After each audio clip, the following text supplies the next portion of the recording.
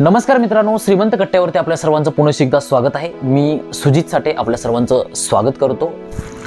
खरं तर आज मी एका वेगळ्या विषयावर बोलणार होतो, पण माझे काही ज्युनियर फ्रेंड्स आहेत जे मला 2-3 दिवस झालं बराचसा फोर्स करत आहेत की सुजित जरा थोडं करिअर विषयी बोल, की करिअर कसं निवडायचं, कुठल्या फील्डमध्ये जायचं। खरं सांगायचं झालं तर त्याचं एक्झॅक्टली क्लिअर कट आन्सर नाहीये कोणाकडेच। कसं असतं माहिती आहे का, खेडेगावांमध्ये पोरांना बऱ्याचशा गोष्टी असतात की माहीत नसतात। आता माझे हे जे काही व्हिडिओज बोलतोय ना, त्यातून बऱ्याचशा पोरांना एक अवेअरनेस यायला लागला की एज्युकेशन म्हणा, बऱ्या भानगडी जरा थोडं गोष्टी कळायला लागल्यात, कारण एक out of the box thinking अशी ही दुनिया काहीतरी असते, असंही काहीतरी असतं हे त्यांना कळायला लागले। त्यामुळं बरीचशी मुलं जे मला विचारतायत की सुजित आता काय करायचं, सुजित मी काय करू। कारण कसं आहे माहिती आहे का, एक मुलगा होता ज्याची 2-3 वर्षाखाली 10वी झाली आहे आणि त्याच्या वडिलांनी त्याला नंतर शिकूच दिलं नाही, काय शिकून फायदाच होणार नाही असं त्यांचं मत होतं घरच्यांचं। आज तो मुलगा 2-3 वर्ष झालं कुठंतरी छोटं मोठं काम बघताय, काम करतंय, 5,000 10,000, आणि लोक त्याच्या वयाचा फायदा घेऊन त्याला फक्त यूज करून घेतात। त्यामुळे एक गोष्ट क्लिअर होती की शिक्षणाबद्दलचा जो अवेअरनेस आहे ना, तो अजून पण बऱ्याचशा लोकांपर्यंत पोहोचलेला नाहीये, भरपूर लोकांपर्यंत पोहोचलेला नाहीये। लोक शिक्षणाला अजून त्या पट्टीत बघतच नाहीत की शिक्षण किती महत्वाचं आहे। एकतर मुलांना शिकू दिलं जात नाही। एक मुलगा जो ट्रॅक्टर चालवतोय त्याचं 10वी झाले, 11वी 12वी त्यांना आर्ट मधून केले, आता त्याला सायन्स मध्ये करायचंय। तो म्हणतोय भैया माझे डायरेक्शन चुकलंय, मी आता नेमकं करू काय, मला सायन्स मधून 11वी 12वी करायचे, आता मी नंतर करू काय। इनफॅक्ट माझा जो लहान भाऊ आहे तो देखील 12वी मध्ये, आणि त्याला जर विचारलं ना आता पुढे काय करायचंय, त्याला पण ती गोष्ट क्लिअर नाहीये। इनफॅक्ट त्याच्या वर्गातली बरीचशी मुलं आहेत त्यांना पण त्या गोष्टी क्लिअर नाहीयेत। खूप कमी मुलं आहेत ज्यांचं ठरलेलं आहे की मला 12वी नंतर नीटची परीक्षा द्यायची आहे, MBBS ला जायचे वगैरे वगैरे। बरेचशी म्हणतात मला इंजिनिअरिंग करायची आहे, इकडं जायचंय। पण बरीचशी मुलं अशी आहेत की ज्यांना माहित नाहीये की पुढे काय करायचंय। त्यांचं एकच उत्तर असतं की पहिला रिझल्ट लागू द्या 12वीचा, मग पुढच्या पुढे बघू। आणि ह्या गोष्टी मोस्ट ऑफ दी आपल्यासोबत पण झालेल्या असतात, आपण पण त्या फेजमधून गेलेलो असतो, आणि ही गोष्ट चुकीची नाहीये। मी माझ्या बाबतीत सांगायचं झालं ना तर माणसाला खरी अक्कल यायला लागते ग्रॅज्युएशन नंतर, हळूहळू।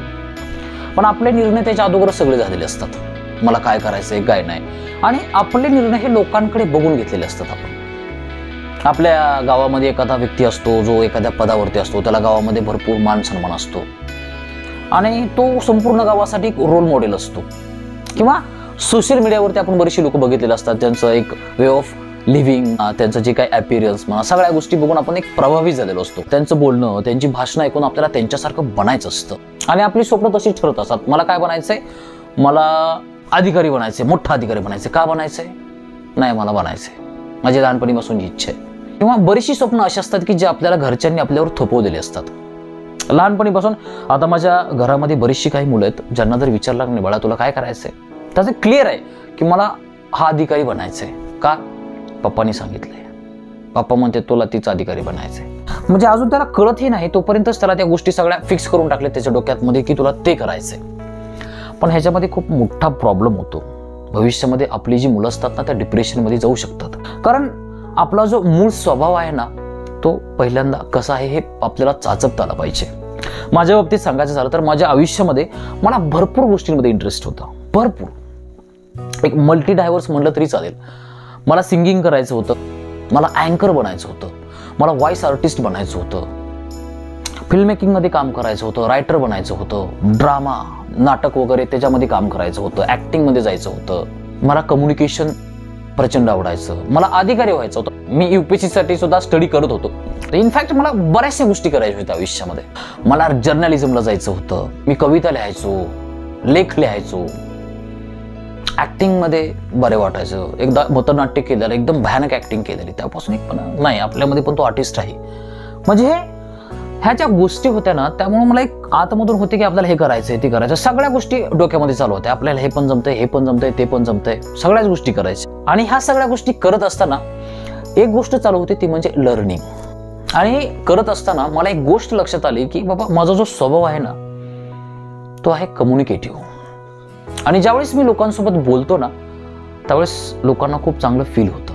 आणि मागच्या 2-4 वर्षांमध्ये माझं लोकांसोबत बऱ्याचशा प्रमाणामध्ये बोलणं वाढलं, आणि ज्यावेळेस मी लोकांसोबत बोलत होतो ना, त्यावेळेस त्यांची जी त्यांचे प्रॉब्लेम्स त्या ठिकाणी सॉल्व्ह होत होते, त्यांना एक भारी फील होत होतं आणि मला देखील आनंद मिळत होता त्या गोष्टींमधून, खूप प्रचंड.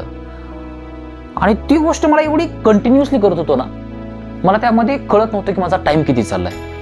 मध्ये गेल्या काही दिवसांपूर्वीची, काही महिन्यांखालची गोष्ट आहे. माझे काही मित्र आहेत, they are working on high professions, आणि आमचं डिबेट चालू होतं रात्री. आम्ही आय थिंक 10-10:30ला बोलत उभारलो होतो आणि रात्रीच्या 2:30-3 कशा वाजल्या आम्हाला कळालंच नाही. आम्हाला वाटायचं अर्धा तास झाला मी बोलतोय, कारण त्याच्यामध्ये आम्ही इतके असे ते डिबेट करण्यामध्ये किंवा मोठमोठेचे म्हणजे सगळ्या गोष्टी सोडवण्यामध्ये, एखाद्या गोष्टीवरती आपलं मत मांडता आलं पाहिजे, हे जे नॉलेज असतं ना, हे नॉलेज शेअरिंग करण्यामध्ये मला खूप प्रचंड आनंद होता. मला त्या गोष्टी करत असताना किती वेळ गेलाय हे कळत नव्हतं. लोकांसोबत कम्युनिकेट करणं, त्यांना सगळ्या गोष्टी सांगणं, त्यांच्यासोबत बोलणं, त्यांना गोष्टी शेअर करणं, त्यांच्याकडून शिकणं, एखादी गोष्ट जर त्यांना माहीत नसेल तर ती गोष्ट समजावून सांगणं, आणि ह्या गोष्टींमध्ये मला जो आनंद मिळत होता ना, त्या गोष्टीमध्ये मी किती जरी पळालो ना, तर मला कळत नव्हतं की माझा एक्झॅक्टली टाइम चालला, आणि त्या गोष्टींमध्ये मी जेवढं बळेल ना तेवढा मला जास्त आनंद मिळत होता. त्यामुळे परत माझ्या डोक्यामध्ये मला एक गोष्ट क्लिअर होत होती की मला असं बोलण्याच्या रिलेटेडच आयुष्यामध्ये काहीतरी करायचंय. कारण हे यूट्यूब चालू करण्याच्या अगोदर मी हजारो लोकांसोबत बोललोय आणि त्याचा जो रिझल्ट होता ना तो खूप पॉझिटिव्ह येत होता. आणि मला आतून एक गोष्ट माझ्या प्रचंड येत होती की हे गोष्ट करण्यामध्ये मला प्रचंड आवड पण आहे आणि या गोष्टीची समाजाला प्रचंड गरज पण आहे. त्यामुळे परत मी हा निर्णय घेतला की आता यूट्यूबमध्ये करिअर करायचं. पण यूट्यूब करायच्या अगोदर मी स्वतःच एक बिझनेस चालू केला. कारण यूट्यूबला काय पहिल्या दिवसापासून अर्निंग चालू होत नाही किंवा लगेच आपण व्हायरल होत नाही, फेमस होत नाही, किंवा आपलं लगेच पहिल्या व्हिडिओपासून सगळं आपण एकदम टॉपमध्ये जात नसतो. त्यासाठी किती कालावधी लागेल आपण प्रेडिक्ट नाही करू शकत. त्यामुळे माझं पहिल्यांदा मी छोटंसं एक हॉटेल उभा केलंय. एक छोटंसं हॉटेल आहे, खूप मोठं नाही आहे, पण त्या हॉटेल उभं करण्याच्या पाठीमागं पण एक गोष्ट होती. कारण कसं असतं माहिती का, ज्यावेळेस आपण शिकतो ना त्यावेळेस आपण छोट्या गोष्टी करायला लाजत असतो. काय करायला लागला इव्हन, आणि त्या गोष्टी होणं साहजिक आहे. मला माझ्या घरच्यांचा विरोध झाला, सोसायटीचा विरोध झाला, लोक आपल्याकडे ॲज अ फेल्युअर म्हणून बघायला लागतात ज्यावेळेस आपण छोट्या गोष्टी करायला लागतो. मला घरचेच म्हणत होते की आता काय एवढं शिकून कबाशा खांगाळणार आहे का, कशासाठी, मग एवढं शिकलाच कशासाठी. पण ते शिक्षण जे असतं ना ते काय फक्त नोकरी करण्यासाठी नसतं. शिक्षण हे स्वतःची ग्रोथ करण्यासाठी असतं. आज मी ह्या सगळ्या जी गोष्टी बोलतो ना तो कुठून आलेत, हे शिक्षणातून आलेल्या गोष्टी आहेत. आपला जो मूळ स्वभाव आहे ना तो पहिल्यांदा ओळखून घ्यायचा की एक्झॅक्टली माझा स्वभाव कसा आहे, मला कुठल्या गोष्टी आवडतात, कुठल्या गोष्टी मी अनलिमिटेड जास्त टाइमपर्यंत करू शकतो, कुठल्या गोष्टी करताना मला जास्त आनंद मिळतोय.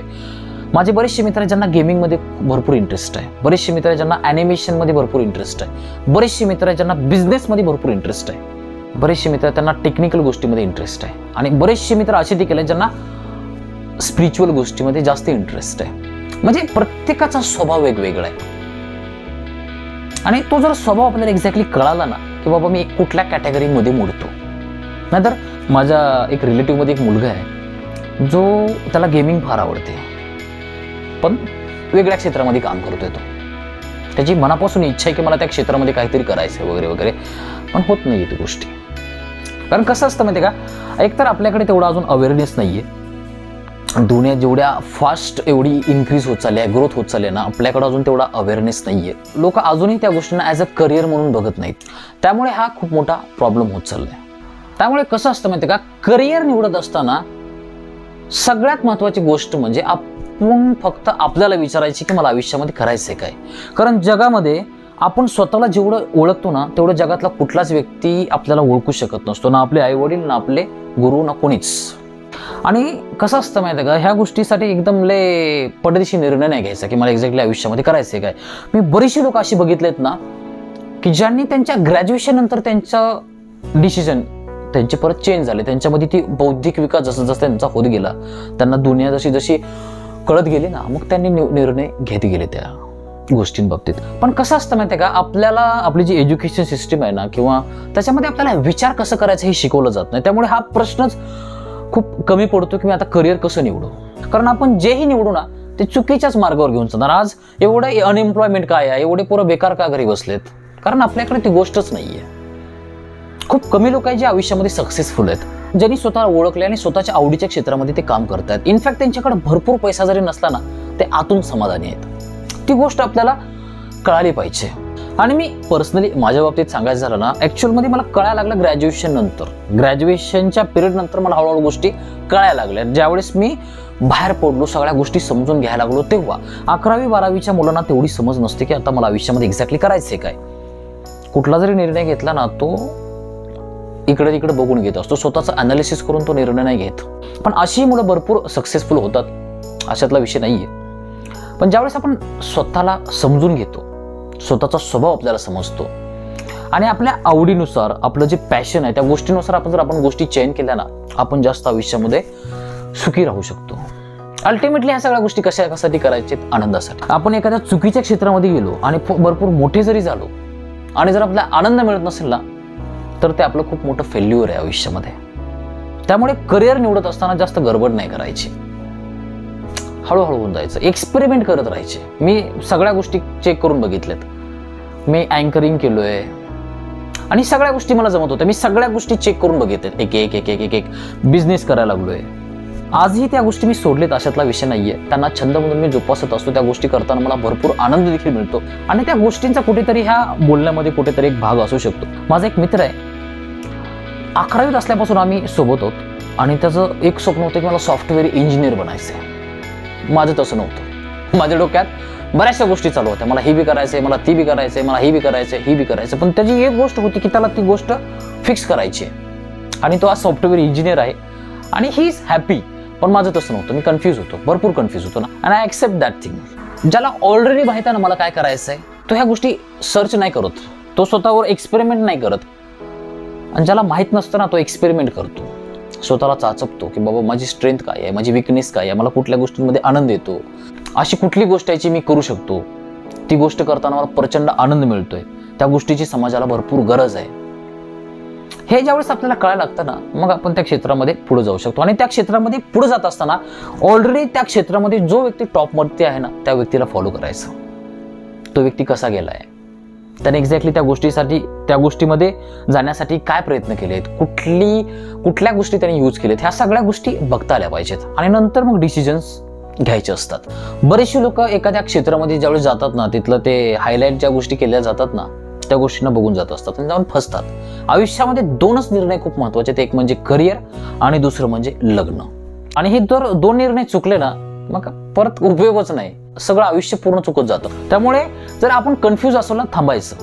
किती का वेळ लागणार, इट्स नॉट मॅन्डेटरी की लगेच व्हायला पाहिजे.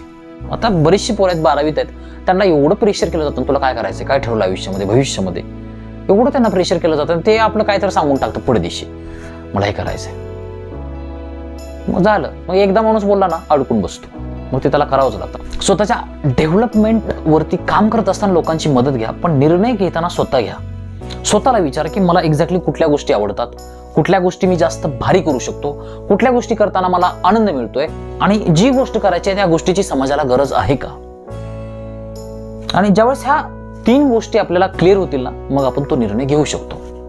आय होप की आज माझ्याकडून तुम्हाला बऱ्यापैकी ऐकायला मिळालं असेल. जर गोष्टी आवडल्या असतील तर तुम्ही कमेंट बॉक्समध्ये मेन्शन करू शकता. जर चॅनलला अजून सबस्क्राईब केलं नसेल तर करू शकता. Thank you so much for watching this video. God bless you. Bye.